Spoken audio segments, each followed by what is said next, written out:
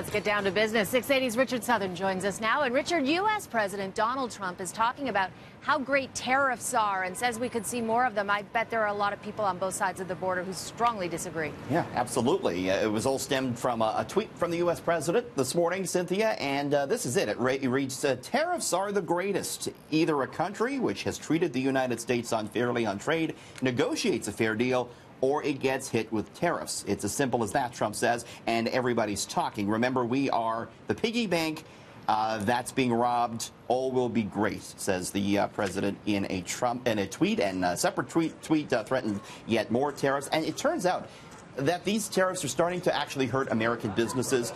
Harley-Davidson, profit falling, the company blaming the tariffs. Hasbro, the toy maker, says it's moving production out of China to other parts of the world to avoid the tariffs. So maybe starting to show some signs of this backfiring on the United States, Cynthia.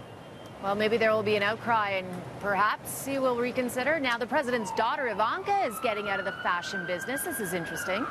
It sure is, and it comes only 2 weeks after the Hudson's Bay Company said it was dropping Ivanka's line. So, yeah, the Ivanka Trump brand will end. She had a fashion line that included accessories like handbags, perfume, and high heels. By all accounts, saw strong sales when it started up in 2014, but with her father, Mr. Trump, in the White House, she faced criticism about some conflicts of interest with this brand. There were protests. There were boycotts. She had a statement out today, Cynthia, saying essentially that she's concentrating on her work in Washington, and that's why she's doing away with the fashion brand.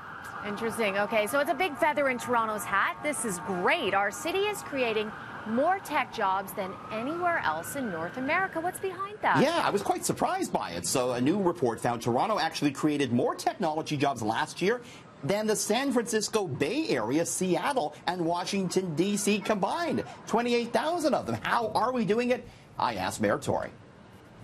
The really good news is a lot of this is homegrown, and it's companies that are starting up here, and they start with nothing and end up employing, before you know it, 200 people. But it's also true to say that the big technology companies have been locating more and more of their functions in Toronto. And, you know, when I read this too, my head turns towards the Amazon second headquarters, and Toronto, of course, still in the running. Do you know when they're going to make a decision on that? And what do you think Toronto's chances are, Mr. Mayor? They told us when they came here that, we were in the running, clearly. They came to interview us. We made the finals. They told us the decision would be made this year. I can't really comment on the odds. Did you meet with the group from Amazon when they came in? Yes. Can you share some of the questions they were asking? They were very interested in the talent pool in the region because it's a regional bid. They were interested in all the different locations we offered them. And they were interested in our way of life and things like the affordability of housing, the embracing that we do of diversity, the arts and cultural life of the city. It was surprising some of the things they were interested in.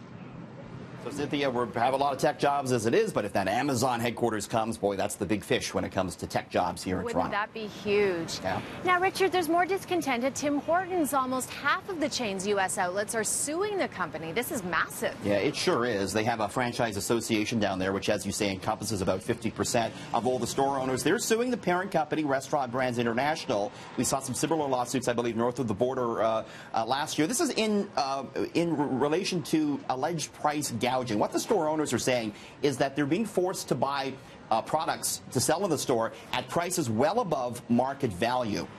So that's why they're suing. Now, Restaurant Brands, the parent company, says the suit does not reflect all the facts. We have seen a lot of bad blood between franchise owners and the Brazilian head office, the new CEO looking to make nice with some of the Canadian owners as of late, but still a lot of discontent at Tim Hortons, Cynthia.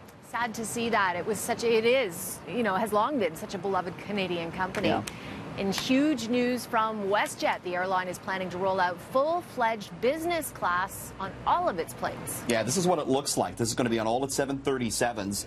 It's going to feature 20% more legroom. It's going to be a 2-2 configuration. There's going to be in-seat power plugs, a divider between this new business class section and economy. There'll be a dedicated flight attendant, glassware, flatware, linen, hot meals, the works. Very much a traditional domestic business class, something that WestJet has shied away from doing until now. What they're doing now, they're transitioning from becoming a low-cost airline into more of a traditional carrier, and that's happening because they're starting Swoop, their ultra-low-cost airline. That explains it. Yeah, it's interesting. So the mainline WestJet maturing. We don't know exactly what the pricing will be in that premium cabin yet, Cindy.